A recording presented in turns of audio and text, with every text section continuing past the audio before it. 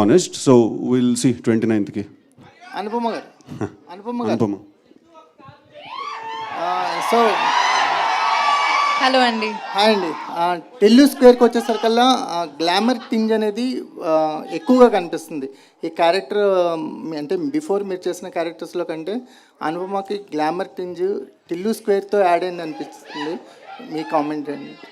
Glamour అంటే నేను చూడడానికి అందంగా చాలా చెప్తున్నారా? ఈ అందాన్ని ఇప్పటి వరకు బయట పెట్టలేదని అంటున్నాను. మంచిదే కదా అండి, అందంగా ఉండాలి కదా.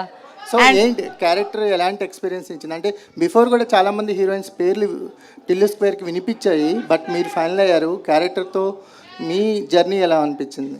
అంటే ఇది నేను కెరియర్లో చేసిన one of the most special characters అని చెప్పొచ్చు. I love you two guys అలా చెప్పొచ్చు. ఇప్పుడు దాకా లైక్ పాస్ట్ 3 years నుంచే నేను ఎక్స్పెరిమెంట్ చేయడం నా కెరియర్లో, డిఫరెంట్గా క్యారెక్టర్స్ చేయడం అవన్నీ స్టార్ట్ చేశాను.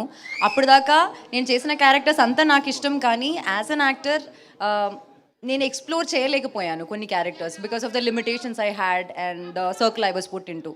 సో ఒక యాక్టర్గా నేను ఎక్స్ప్లోర్ చేయాల్సిన ఒక ఏరియా అనమాట, అది ఎక్స్ప్లోర్ చేయడం ఇక్కడ జరిగింది. And I strongly believe in the character అండి.